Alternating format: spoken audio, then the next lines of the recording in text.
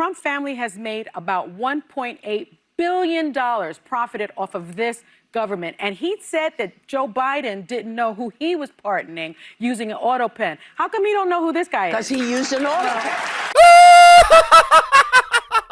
Oh, Whoopi! Oh, you're such a jokester! Oh!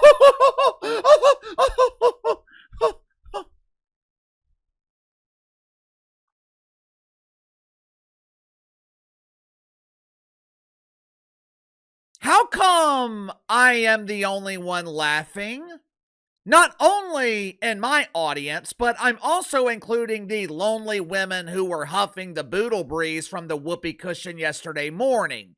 How come Uncle KC is the only one laughing? Didn't you guys get the joke? Hell, did anyone even realize that the whoopee cushion was attempting to tell a joke? If that was a joke, it was one of the worst jokes I have ever heard. It was damn sure worse than what I consider to be Karen Elaine Johnson's best joke. Well, KC, who in the hell is Karen Elaine Johnson? You're not familiar with Karen? You've never met Elaine? I'm sure you recognize her stage name, Whoopi Goldberg. Have you ever heard the joke or the story of how Karen Elaine became known as the whoopee cushion?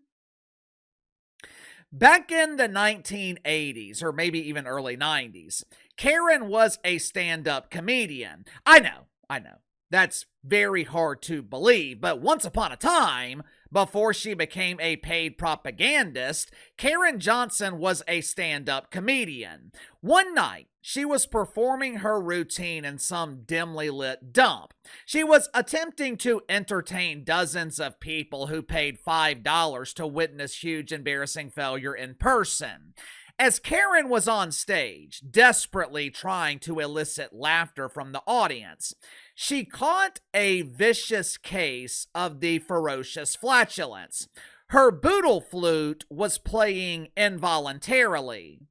I was on stage making a joke about John Wayne Bobbitt and his disappearing wiener. All of a sudden, my mouth forced itself shut and my boodle was making noise. I was stepping and farting. I didn't know what to do. I didn't know what to say. The toxic wind was escaping so fast, I just looked into the crowd and said, "Whoopee!" True story. This is the true story of how Karen Johnson became Whoopi Goldberg. And that joke is a hell of a lot better than the supposed joke that the whoopee cushion shared yesterday morning on The View. Yesterday morning, the Yentas were once again discussing the object of their desire. Orange Man bad! They were discussing Don's interview on 60 Minutes from Sunday night. Naturally, the Yentas were mad. I guess the Trumper pardoned some crypto billionaire and he didn't remember who the guy was when he signed the paperwork for the pardon. Somehow, the ladies correlated that with John Biden's heavy reliance on AutoPen throughout his administration.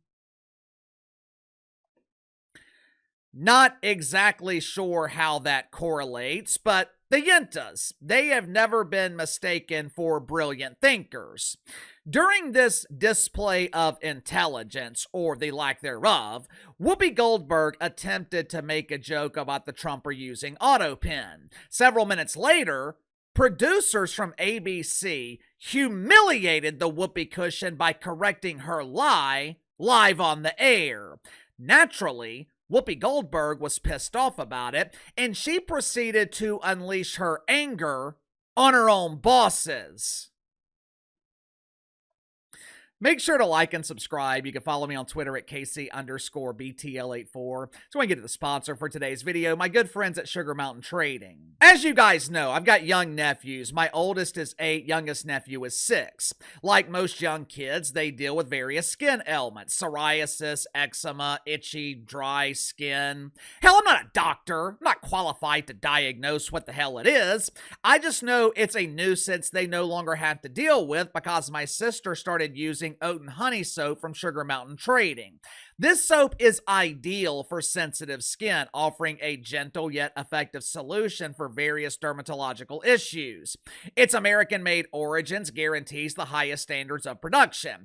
Also comes available with CBD. So if you're dealing with skin issues and pain, the CBD version, it'll take care of both. You'll be pain-free and smelling like fresh raspberries. Hell, that is literally the reason that my wife likes to use it. She uses the standard CBD oil for back pain, but she prefers the soap because it smells good. Like I said, oat and honey soap. It is available with or without CBD. So become pain-free while smelling fresh today by clicking the link in the description below. Use my promo code BTL20, BTL20. Receive 20% off your first purchase with Sugar Mountain Trading. Last year, after the election, there were several instances where producers at ABC were correcting the Yentas' lies on live television. If I remember correctly, these corrections, they mainly involved my personal favorite, Asuncion. You know, Sun Hostin might be radiant, Sun Hostin might be easy on the eyes, but she's also easy on the lies. With the Trump administration holding the media to a different standard, which is not intentionally lying, producers at ABC, they're worried about potential lawsuits. So anytime one of the ladies lies on the air, which is damn near every day, producers, they will slip them a note forcing them to correct their lie and tell the truth. The clip at the beginning of this video was the supposed joke that Whoopi Goldberg made yesterday morning. Don Trump used AutoPen.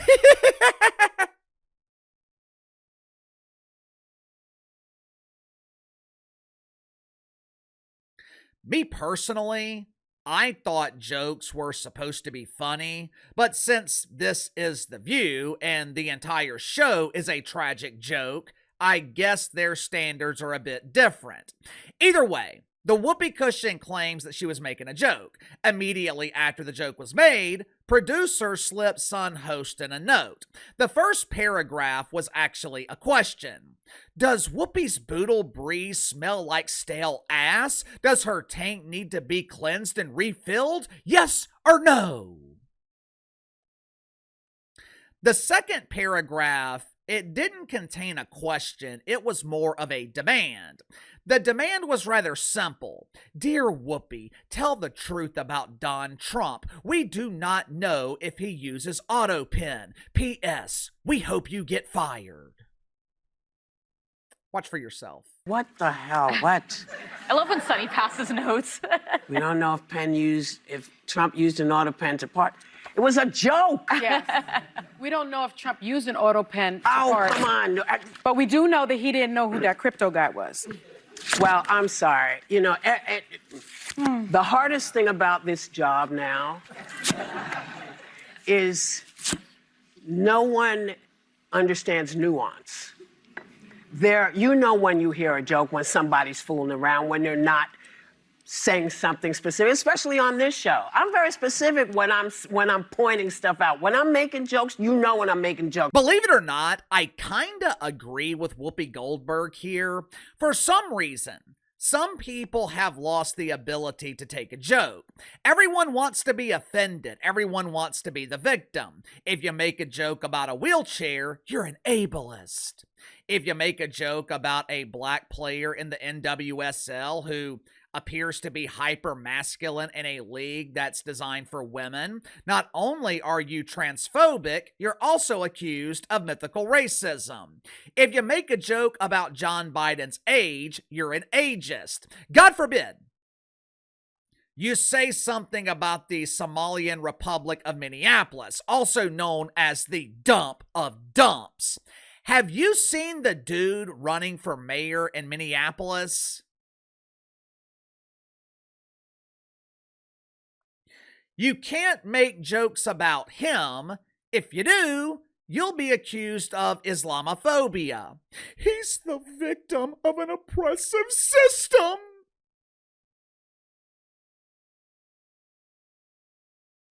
Yeah, this dude is so oppressed. He's waving Somalian flags as he's running for mayor. He wants to turn Minneapolis, which used to be a beautiful city. I have been to Minneapolis several times. Great city, or at least it used to be.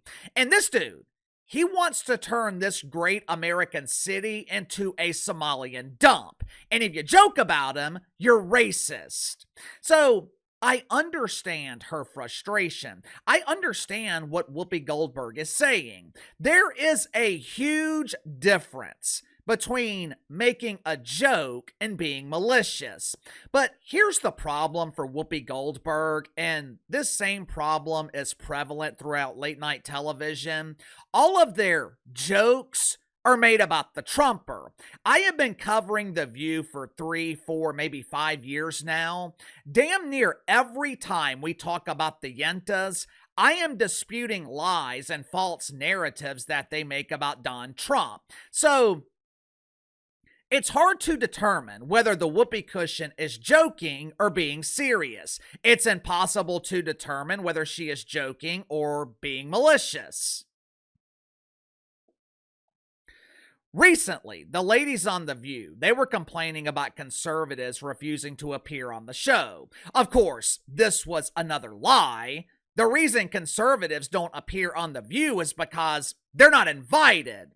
In the aftermath of this whining and complaining, several conservatives publicly agreed to appear on The View. Clay Travis, Buck Sexton, Brandon Tatum. Some people were recommending Erica Kirk. Some people were recommending the American hero Scott Jennings. I am a real American.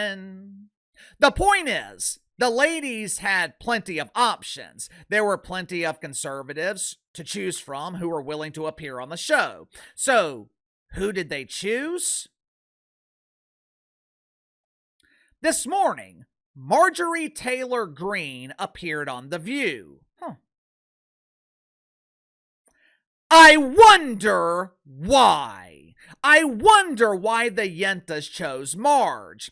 I wonder if it has anything to do with the fact that Marge is defying the Trumper. I wonder if it has anything to do with the fact that Marge is all of a sudden anti-Israel. I wonder if it has anything to do with Marge blaming Don Trump for the ongoing government shutdown. Who knows? Maybe the Yentas will have Tucker Carlson on next. Maybe Candace Owens. Or what about Nick Fuentes?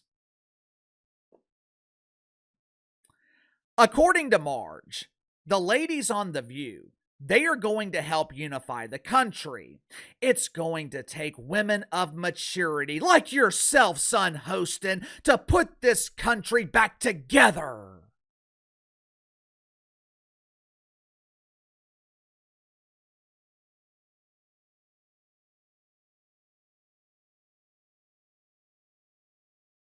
Excuse me. The Yentas are going to unify the country? In fairness to Marge, I understand what she is trying to say. She's trying to say that people from both sides need to quit fighting and come together. People from both sides need to start talking to each other instead of arguing with each other. And you know what? Marjorie Taylor Greene has a point. She's right. But you know who else said the same thing? Not only did he say it, he lived it. Charlie Kirk. How'd that work out? Anyway, sound off in the comments below. I'll see you guys tomorrow.